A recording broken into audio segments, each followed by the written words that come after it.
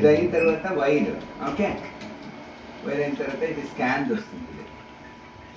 ఇది తీసుకుంటాము అంటే ఇది యాంజియోగ్రామ్ టైం. ఇది ఒకటి ఇంజెక్షన్ కనిపిస్తుందా, చూసుకొని ఇచ్చాము. ఇది స్టెంట్ రోజు, ఇక్కడ చూడండి, ఇది స్టెంట్ రోజు. ఇది పెద్ద ట్యూబ్ కదా. ఇప్పుడు స్టెంట్ రోజు ఎక్కడ టైట్ బ్లాక్ ఉంది, ఎక్కడి నుంచి ఎక్కడికి అని చెప్తుంది మనకు. చూడండి, ఫస్ట్ ఒక బలూన్తో చేసాము, అది అయిన తర్వాత అది 2 mm బలూన్. ఇది మనకేమనేది మనకు చూడడానికి అది 2.5 2.7 అంటే అల్ట్రాసౌండ్ అన్నమాట. అంటే రక్తనాళం లోపల వెళ్ళి రక్తనాళం ఎంత పెద్ద, మళ్ళీ ఇంక్ ఇవ్వలేదు మనము, మళ్ళీ అదే చేసాము. ఇది కనిపిస్తుందా, అది చేసి అది సరిగా లేదు అని తెలిసినప్పుడు మళ్ళీ బలూన్ చేసుకున్నాం. మనకు స్టెంట్లో మోస్ట్ ఇంపార్టెంట్ ఏమంటే అది రక్తనాళానికి స్టెంట్ ఎలా నీట్గా కూర్చుందని కనపడుతుంది. బేసికలీ ఇది మెయిన్. అలాంటిదే ఇంకోటి చూద్దాం, దాంట్లో అయితే 2 సార్లు ఇంజెక్షన్. సో కిడ్నీ ఫెయిల్యూర్ అవ్వకుండా ఉంటుంది.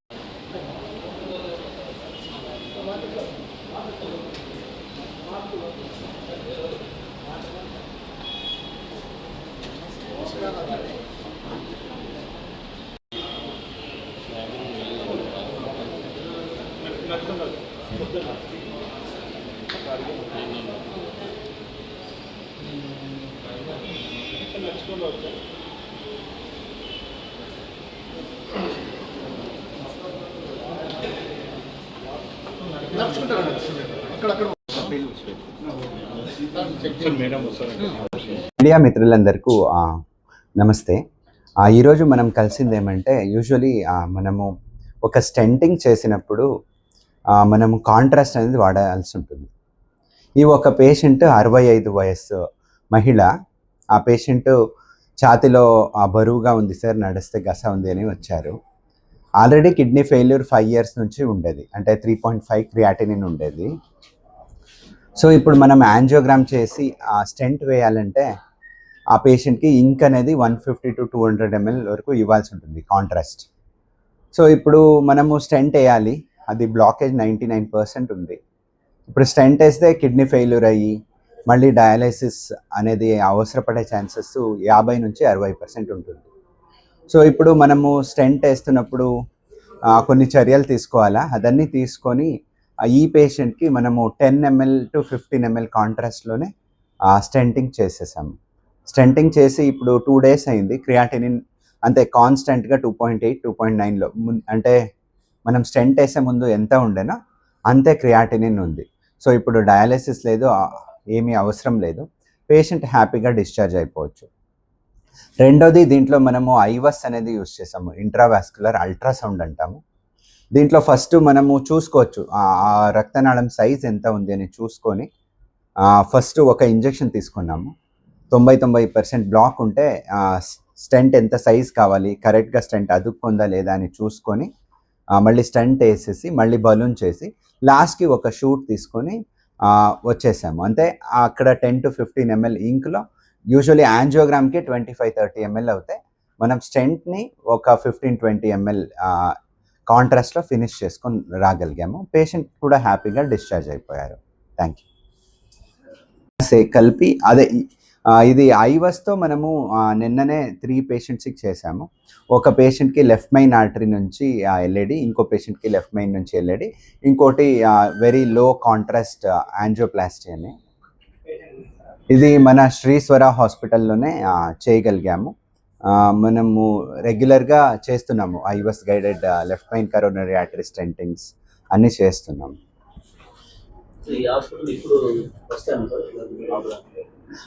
ఇక్కడ ఇదే ఫస్ట్ టైం మనము ఇలాంటిది చేసినది. దీనికి ముందు మనం నార్మలీ స్టెంట్ వేసేవాళ్ళు, ఈ టైము పేషెంట్ అన్ని కండిషన్ చూసుకొని జాగ్రత్తగా విత్ ఐవస్ చేసుకున్నాం. ఫస్ట్ టైమే చేసినది. అందుబాటులో ఉన్నాయి, ఇక్కడే అందుబాటులో ఉన్నాయి. ఇప్పుడును అట్ ప్రెసెంట్ ఇక్కడ 2 పేషెంట్ ఉన్నారు. ఇద్దరును లెఫ్ట్ మెయిన్ ఆర్టరీ బ్లాకేజ్ ఉండేది. ఇద్దరు సర్వైవ్ అయ్యగలిగారు.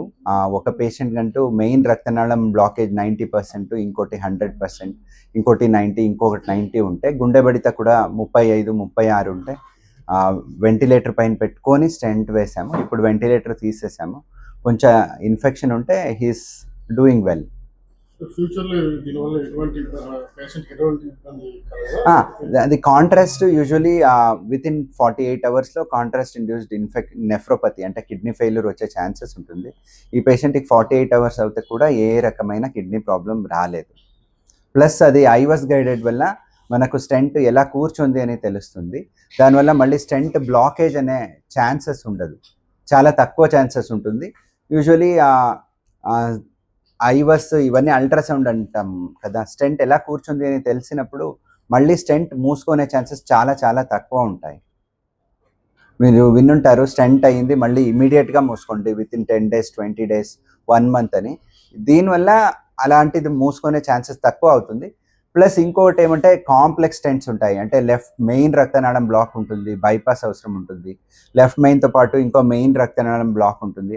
అలాంటి టైంలో మనము ఇది చేసుకునే వల్ల మనకు అది సైజ్ ఎంత ఉంది రక్తనాళము అంటే మనకు చూసినప్పుడు అది 3 millimeter అనిపిస్తుంది.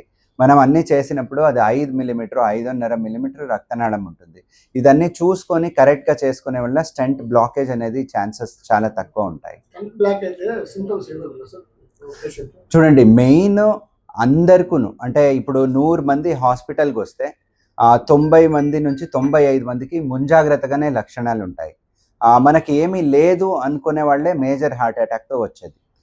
ఫర్ ఎగ్జాంపుల్ మీలో కూడా నన్ను కొంతమంది కలుసున్నారు ముందే. వాళ్ళకు వచ్చినప్పుడని నేను ఒకటే చెప్తా, ఎప్పుడైనా ఛాతీలో బరువు, ఛాతీలో మంట, థ్రోట్ పెయిన్, జా పెయిన్, ఇదన్నీ బరువుగా, ఇది మంటగా, ఇది హెవీగా అనిపిస్తే అది హార్ట్ అనే అనుకోవాలి. హార్ట్ కాదు, మీరు ఈసీజీ చేసాము నార్మల్ ఉంది అంటే కూడా మళ్ళీ వెయిట్ చేసే చూపించుకోవాలి. ప్లస్ నడిచినప్పుడు ఆయాసము, నడిచినప్పుడు ఛాతీలో బరువు, మంట, భుజాల నొప్పి, వీపు సంధిలో నొప్పి, చేతుల్లో నొప్పి వస్తే ఎప్పుడూ గ్యాస్ట్రైటిస్ ఇది ఏది లేదు, ఇదేమీ లేదు అనుకునే వాళ్ళకే మేజర్ హార్ట్ అటాక్ వచ్చి హాస్పిటల్కి వస్తారు. ఇప్పుడు నేను చెప్పిన 3-4 మీకు పేషెంట్స్ చెప్పాను కదా, దాంట్లో ఇద్దరికి హార్ట్ అటాక్ అవ్వలేదు. ఇద్దరును ఒక్కరు ఇక్కడ నుంచి ఇలా మంట వచ్చింది సార్ అన్నారు, ఇంకొకరు షుగర్ ఉంది సార్, నాకు నడిస్తే నాకు గస వస్తుంది, నాకు ఒకలా బరువుగా ఉంది అని చెప్పారు. సో అది కామన్ సిమ్టమ్స్. జనాల్లో దాన్ని గ్యాస్ట్రైటిస్ అనుకునేది, ఆ గ్యాస్ట్రైటిస్ అనుకొని చూసుకునేది అది చేస్తారు వల్ల మేజర్ హార్ట్ అటాక్ వచ్చి బీపీ తగ్గి అప్పుడు ప్రాణాపాయం అయ్యే రిస్క్ ఉంటుంది. సో ముందే తెలుసుంటుంది, చాలామందికి ముందే తెలుసుంటుంది. చాలామంది ఇగ్నోర్ చేస్తుంటారు, నాకు ఇదేం లేదు గ్యాస్ట్రైటిస్, ఏం లేదులే, నాకేం లేదు, నాకేం అవ్వదు అని అనుకుంటారు.